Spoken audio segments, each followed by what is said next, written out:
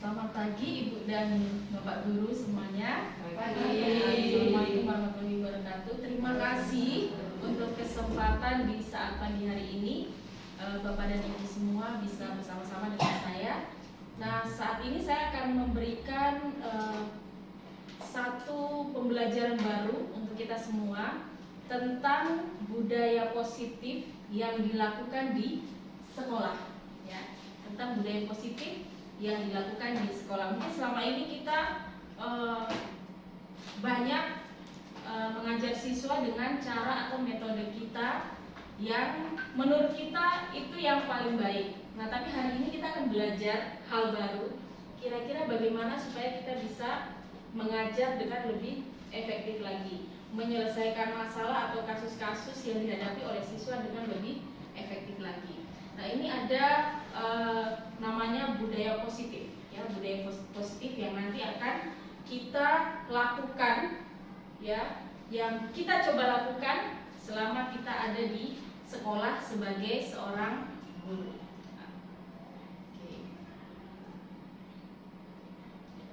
Nah, sekarang coba Bapak Ibu tangannya boleh digenggam sebentar. Nah, di kepala. Ya, kanan atau kiri terserah, ya. Nah, ya, satu tangan. Nah, kira ada nggak di depan Bapak Ibu kertas? Kalau nggak ada, apalah, ya, pegang sesuatu apa aja boleh. Sesuatu terserah, ya. Apa saja, digenggam tapi digenggam, ya. Nah, oke. Boleh ya, silakan. Nah, sekarang, nah, apa yang Bapak Ibu genggam, coba teman sebelah kiri atau kanan, silahkan. Bagaimana caranya Bapak Ibu mau dikasih atau enggak, atau mau dipertahankan? Gimana supaya apa yang Bapak Ibu genggam ini diambil atau tidak, itu keputusan ada di Bapak Ibu. Nah, sekarang silahkan teman sebelahnya rebutan gitu lah. Coba silahkan.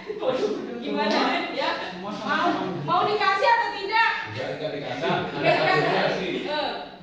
Ini terserah. Mau dikasih apa enggak? Boleh jalan boleh kok. Boleh berjalan boleh. Ya.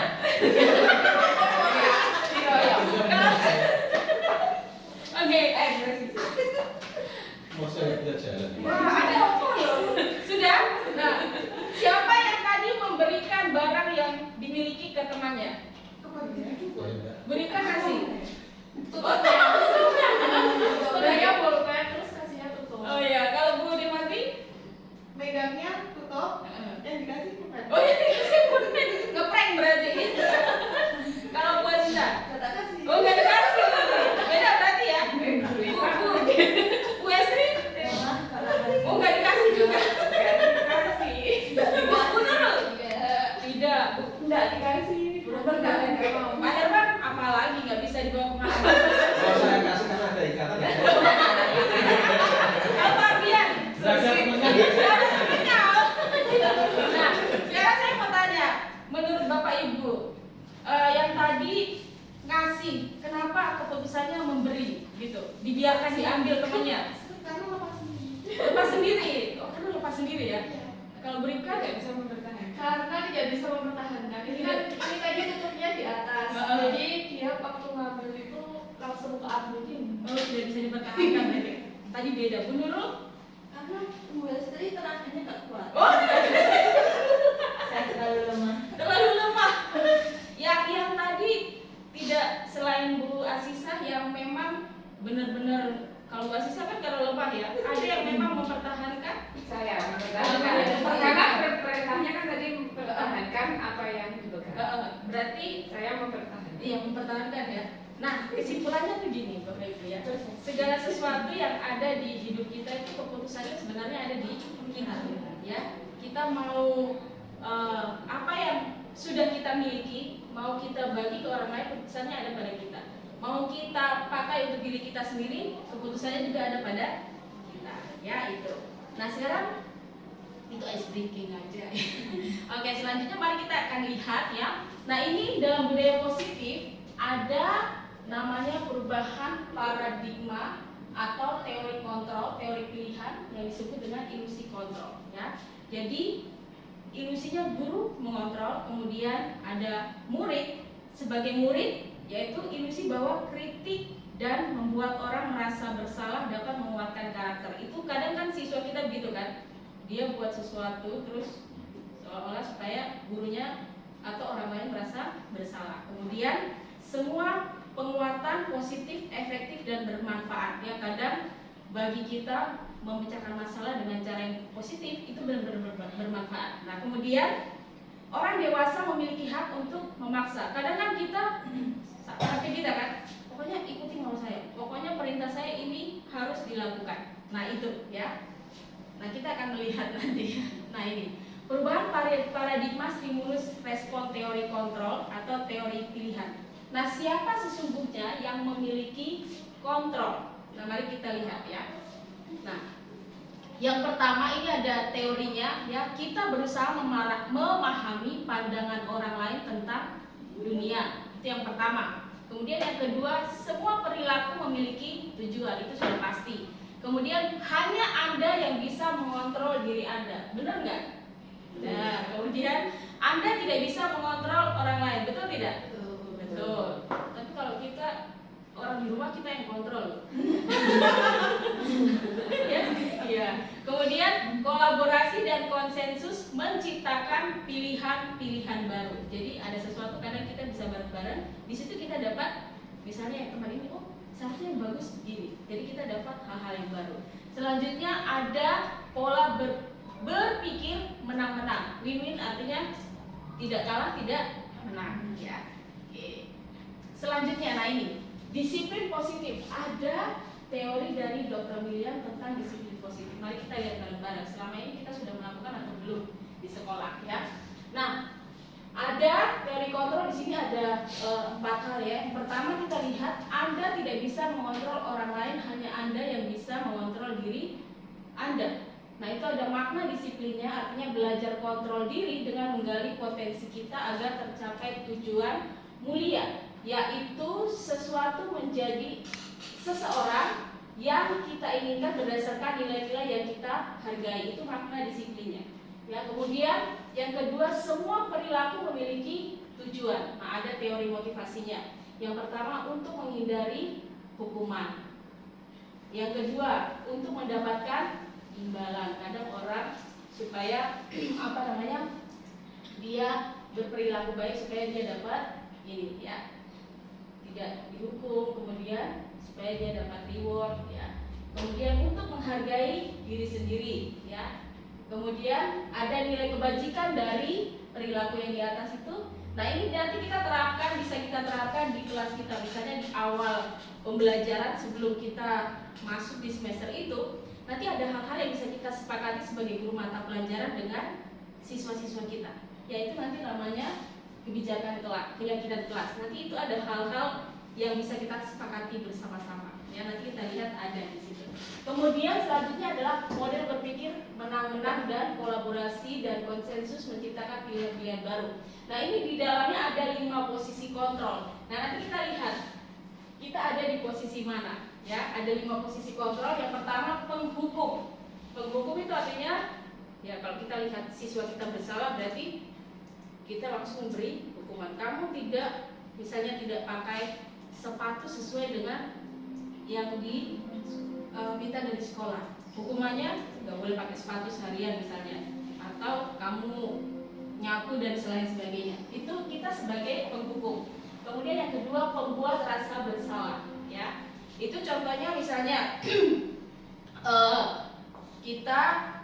siswa kita ya, misalnya dia melakukan satu kesalahan ya, kita tahu dia melakukan kesalahan, kita memperlakukan dia ya seolah dia memang benar-benar bersalah gitu. Jadi langsung kita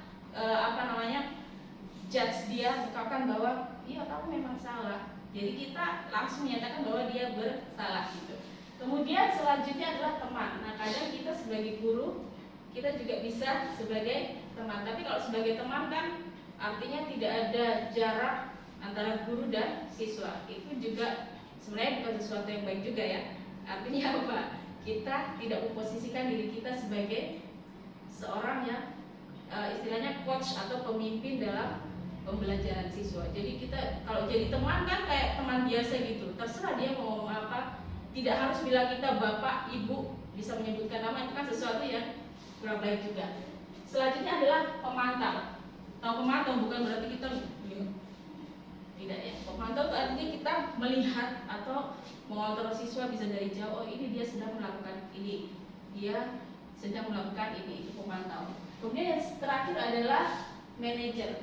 Nah, manajer ini disarankan untuk para guru memposisikan dirinya sebagai manajer. Artinya kalau ada masalah yang dihadapi oleh siswa, bagaimana cara kita secara bertahap kita melakukan suatu proses, ya.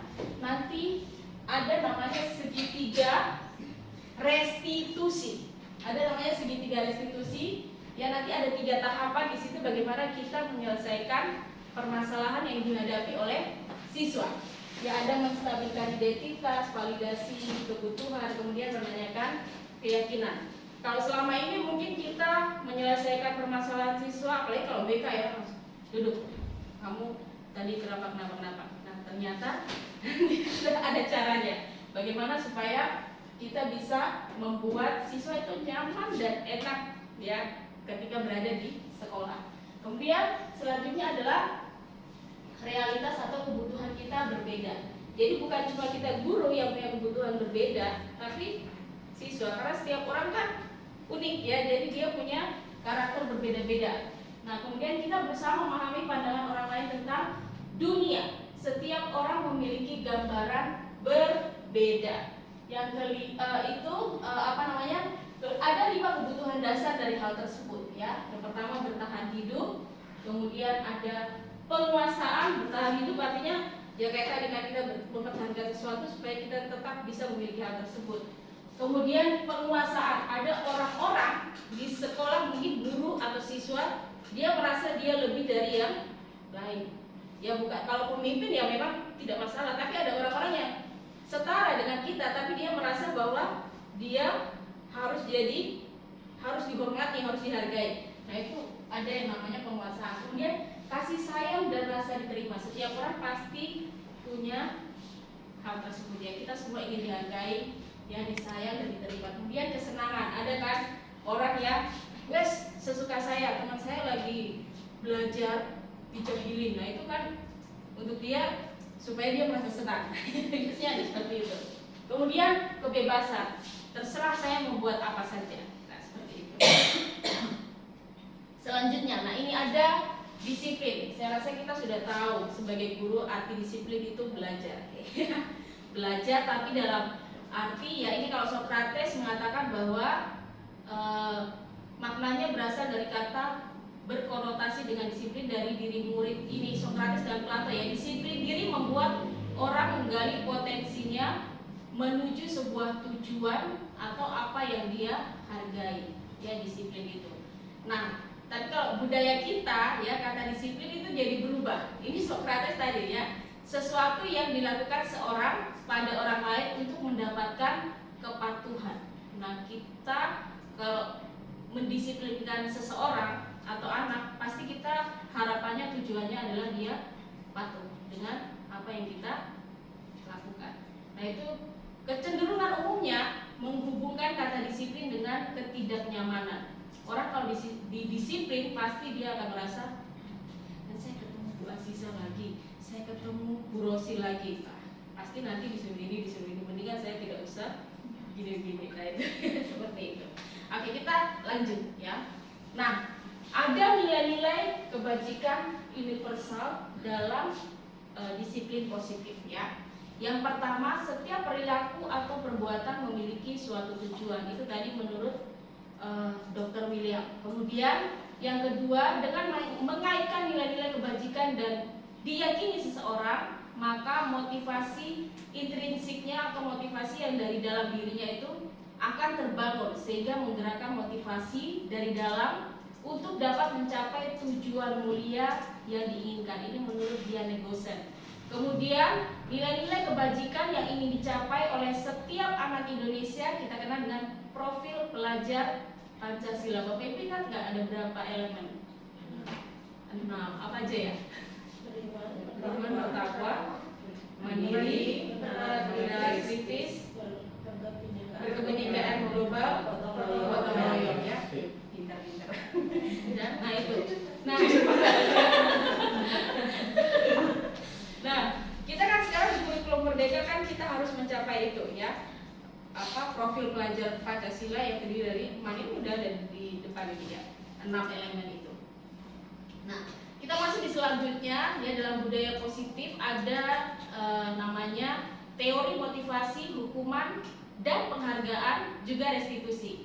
Nah, apa itu 4 hal tersebut? Mari kita lihat bersama-sama. Nah, ini ya, motivasi perilaku manusia. Yang pertama ada motivasi eksternal, kemudian ada juga internal ya. Kita lihat yang motivasi eksternal itu apa aja.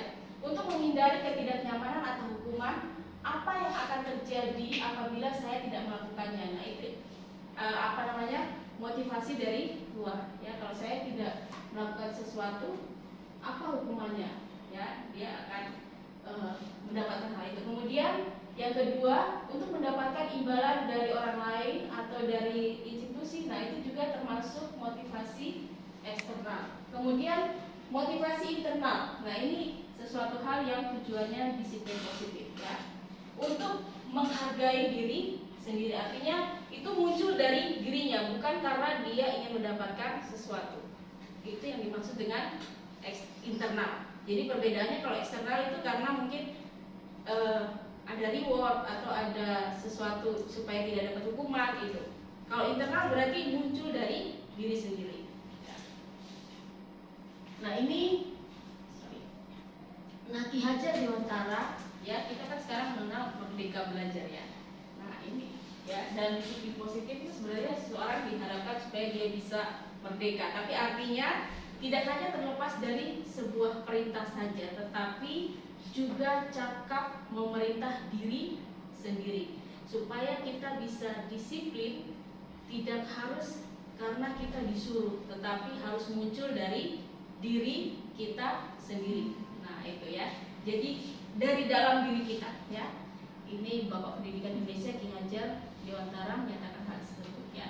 Nah, ini ada beberapa hal ya tadi tentang hukuman. Nah, ini ada hukuman oleh penghargaan. Jadi tadi motivasi sudah, sekarang tentang hukuman. Nah, dihukum oleh penghargaan. Bapak Ibu pernah tidak buat seperti ini? Dihukum oleh penghargaan? Belum ya? Nah, ini kita lihat ya, bahwa penghargaan berlaku sama dengan hukuman, dalam arti meminta atau membujuk seorang melakukan sesuatu untuk memenuhi suatu tujuan tertentu dari orang yang meminta atau membujuk ya. Dorongan eksternalnya dan dorongannya eksternal atau dari luar. Karena guru bilang, ayo nanti kalau kamu begini tak kasih permen atau tak kasih coklat, tak kasih ini. Nah, itu seperti itu ya. Tapi kan itu hanya motivasi dari luar. Suatu saat kalau dia tidak melakukannya, dia tidak akan mendapatkan apa-apa ya. Nah, ini berpengaruhnya yang pertama jangka pendek ya, dan jangka panjang. Jangka pendek itu artinya apa? Saat itu saja. Jangka panjangnya nanti diingat-ingat terus. Saya dulu ya, kalau buat ini dapat ini gitu ya. Kemudian penghargaan, menghukum. Ini yang kedua nggak kelihatan ya. Oke, saya lanjut aja ya. Nah, nih masih ada lanjutannya. Nah, ini ya, penghargaan menurunkan kualitas ya. Kalau kita dihukum oleh penghargaan atau diberi sesuatu ya, biasanya kualitas kita menurun karena kita sudah tahu bahwa kita melakukan sesuatu pasti akan dapat ini, dapat ini, dapat ini. Jadi bukan motivasi dari dalam diri kita, tapi karena dipancing, itu aja ya. Kemudian penghargaan mematikan kreativitas. Gak usah, wes kayak kemarin aja pasti dapat ya gitu. Kemudian penghargaan mengurangi motivasi intrinsik. Jadi dari dalam dirinya, saya sudah sering dapat, saya tidak perlu berupaya, tidak perlu berusaha, pasti saya akan dapat.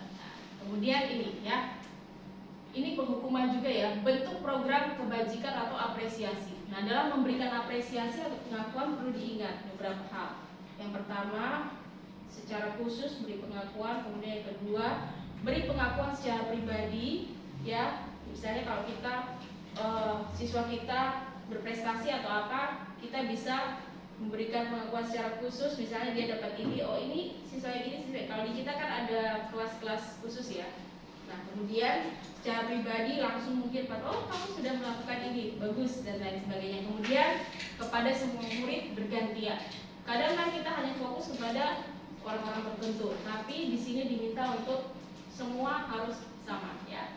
Selanjutnya beri pengakuan secara konsisten. Kita kan sebenarnya banyak tugas tanggung jawab kan. Kadang kita lupa untuk melakukan sesuatu, tapi di sini hendaknya kita konsisten. Kemudian fokus pada proses. Proses artinya apa? Sesuatu yang kita lakukan harus ada hasilnya.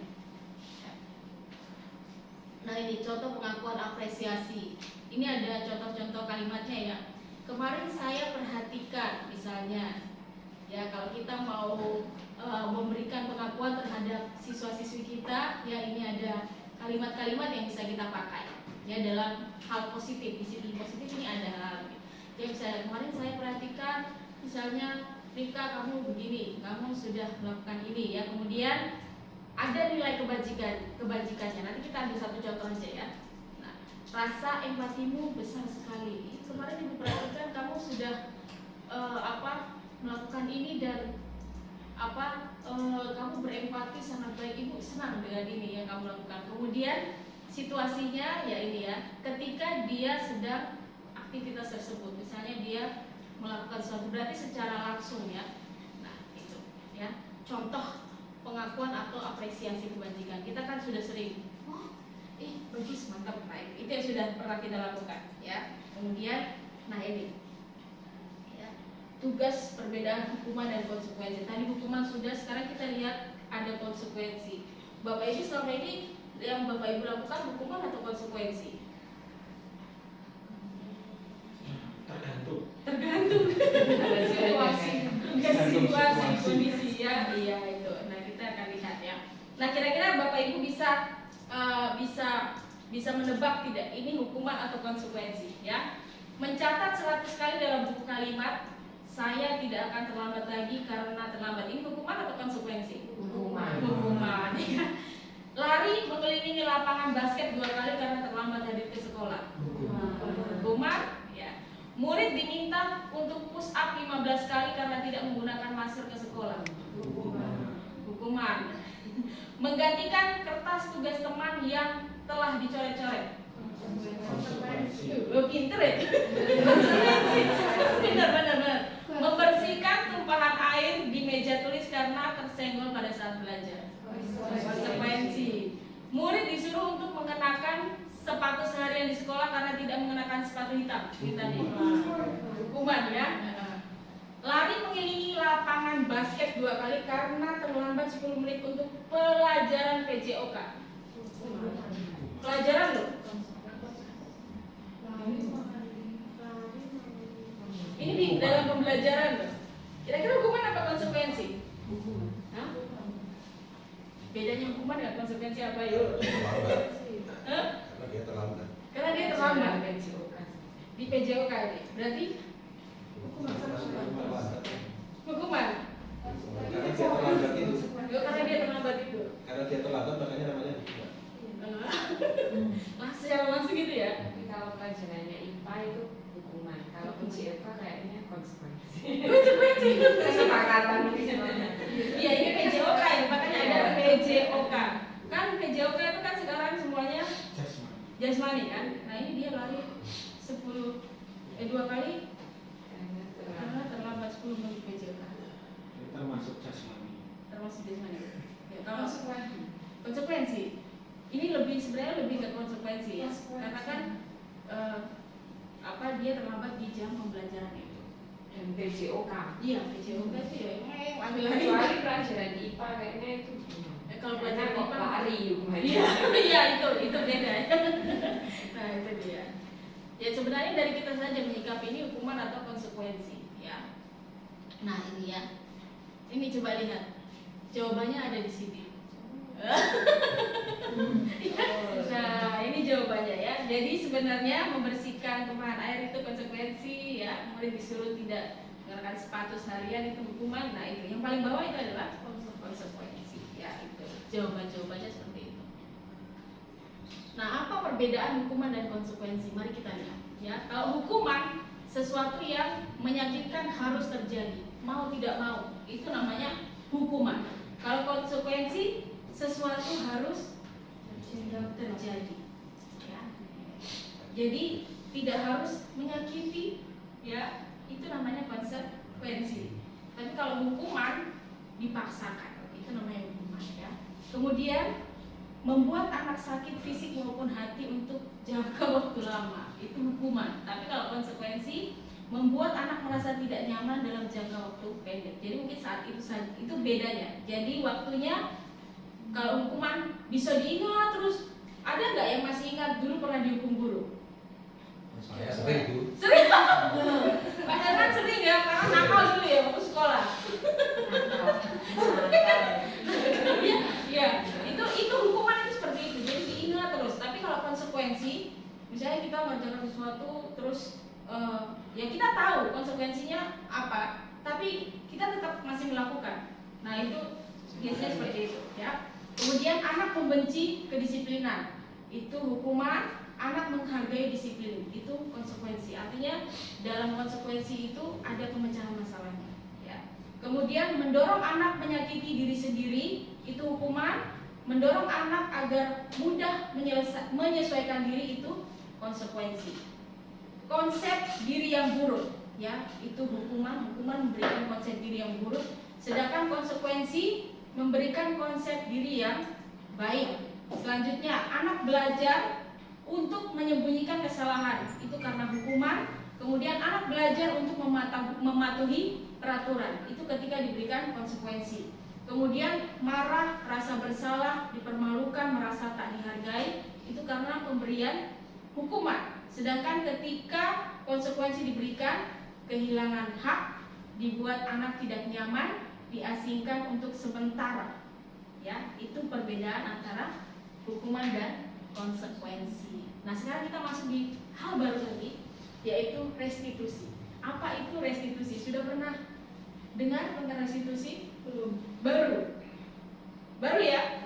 Nah, kita lihat apa itu restitusi. Nah, restitusi adalah proses menciptakan kondisi bagi murid atau bagi peserta didik untuk memperbaiki kesalahan mereka, ya, sehingga mereka bisa kembali pada kelompok mereka dengan karakter yang lebih kuat. Nah, restitusi juga merupakan proses kolaboratif yang mengajarkan murid untuk mencari solusi untuk masalah mereka dan membantu murid berpikir tentang orang seperti apa mereka, ingin menjadi apa nanti mereka, ya, satu tujuan yang mulia, dan bagaimana mereka harus memperlakukan orang lain. Nah, itu yang dinamakan dengan restitusi. Jadi ada pemecahan masalah tetapi tidak dengan cara hukuman. Itu namanya restitusi. Nah, mari kita lihat, ya. Nah, mari kita lihat apa yang terjadi, ya. Nah, hukuman, konsekuensi, dan restitusi. Nah, dalam disiplin positif, ya, ada namanya hukuman, ada namanya konsekuensi, ada namanya restitusi. Mari kita lihat perbedaannya, ya. Hukuman sesuatu yang menyakitkan harus terjadi. Konsekuensi sesuatu harus terjadi. Sedangkan dalam restitusi, ya, restitusi merupakan pilihan. Artinya apa? Dia tidak dihukum, tidak juga dengan konsekuensi, tetapi dicarikan solusi supaya dia tidak melakukan sesuatu yang salah. Itu di dalam restitusi, ya. Kemudian tidak dalam hukuman tidak nyaman untuk murid, anak atau anak untuk jangka waktu panjang. Dalam konsekuensi tidak nyaman untuk anak atau murid untuk jangka waktu pendek. Sedangkan dalam restitusi menguatkan untuk murid atau anak dalam jangka waktu panjang. Artinya kita menguatkan karakternya, tidak dengan cara kita menjudge atau menghukum anak. Itu dalam restitusi. Nah, selanjutnya dalam hukuman, korban atau anak ini mendapatkan keadilan. Ada yang mendapatkan keadilan. Nah, kalau dalam konsekuensi korban bisa diabaikan, ya, itu dalam konsekuensi. Sedangkan dalam restitusi korban mendapatkan ganti. Ya, artinya ada solusi yang dibuat supaya ada pemecahan dari masalah yang sedang terjadi. Nah, dalam hukuman murid atau siswa akan tersakiti. Dalam konsekuensi murid atau anak dibuat tidak nyaman, ya. Sedangkan dalam restitusi murid atau anak mendapatkan penghargaan. Ya. Artinya apa? Dia sudah melakukan sesuatu tetapi tidak harus dengan dihukum supaya dia bisa karakternya berubah ke arah yang positif, ya. Selanjutnya dalam hukuman perilaku anak bisa pasif agresifnya meningkat, ya. Kemudian penguatan hanya bertahan dalam jangka waktu pendek, itu konsekuensi. Untuk restitusi masalahnya terpecahkan, dan jadi dalam restitusi itu yang difokuskan adalah penyelesaian masalah. Selanjutnya untuk hukuman berlaku hanya pada sebuah institusi, di sekolah itu, ya, atau di rumah. Biasanya kita membuat hukuman, kita tidak akan menghukum orang di jalan atau di mana, ya. Tidak tahu masalah apa tiba-tiba kita hukum, kecuali kita polisi atau apa, ya. Gitu, ya. Biasanya kan kita menghukum di sekolah dan di ini. Anak kalau sekalipun dia ada siswa kita, tapi kalau dia sudah tidak berseragam, kemudian dia ada di luar, dia melakukan kesalahan, tidak mungkin kita memberikan hukuman, ya. Kemudian dalam konsekuensi yang membantu penerapan mengikuti peraturan dalam masyarakat. Oke. Kemudian dalam restitusi fokus pada pemecahan masalah dalam jangka waktu panjang, gitu, ya. Selanjutnya dalam hukuman peraturan adalah kamu harus gini, kamu harus gitu. Itu dalam hukuman. Sedangkan dalam konsekuensi, ayo kamu tahu nggak peraturannya apa? Kamu melanggar nggak? Nah itu, ya. Kamu melanggar nggak peraturan? Nah itu konsekuensi, kan? Nah kemudian mampukah kamu melakukan yang lebih baik atau apa gitu, ya? Kamu dan selanjutnya itu konsekuensi. Sedangkan dalam restitusi, nah ini ada kata-kata yang harus dilakukan, ya, yang bisa kita utarakan dalam menggunakan restitusi. Apa yang kamu yakini? Maksudnya adalah ketika anak melakukan kesalahan, menurutmu itu baik apa enggak? Nah kita memancing anak dulu supaya dia tahu bahwa dia melakukan kesalahan atau tidak. Itu dalam restitusi. Jadi kita tidak langsung kamu salah, kamu ini, tidak, ya.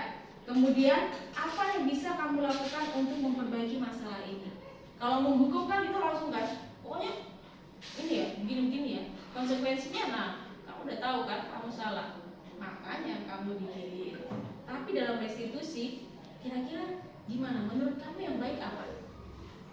Itu restitusi. Jadi kita tidak memberikan hukuman, ya, tapi kita mencari solusi bersama anak, ya. Antara kita dan anak ada komunikasi yang baik, ya, timbal balik. Dia tahu dia harus berbuat apa dan kita juga bisa memberikan masukan untuk dia bisa melakukan sesuatu. Selanjutnya, murid atau anak membenci peraturan. Kadang bukan peraturannya saja yang dibenci, tapi gurunya juga bisa dibenci. Ya, kemungkinan biasanya guru BK kayak Bu Mega itu diingat terus sama siswa dulu, Bu Mega itu yang pernah di BK-nya tuh Bu Mega, Bu ini, atau mungkin ingat Bu Devati dulu matematika yang pernah begini. Itu karena hukuman yang kita lakukan. Nah, kemudian konsekuensi murid atau anak menghormati peraturan. Konsekuensinya begini, ya Bu, tidak apa-apa, ya Bapak, saya terima karena saya sudah melakukan kesalahan.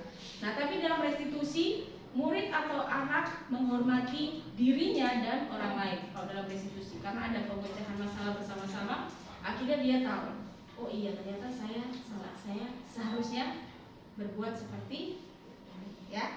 Oke, dari saya cukup sampai di sini. Nanti kita akan lanjut lagi di waktu berikutnya. Nanti kita nyambung waktu berikutnya, ya. Waktu kita untuk masuk ke kelas. Terima kasih Bapak Ibu.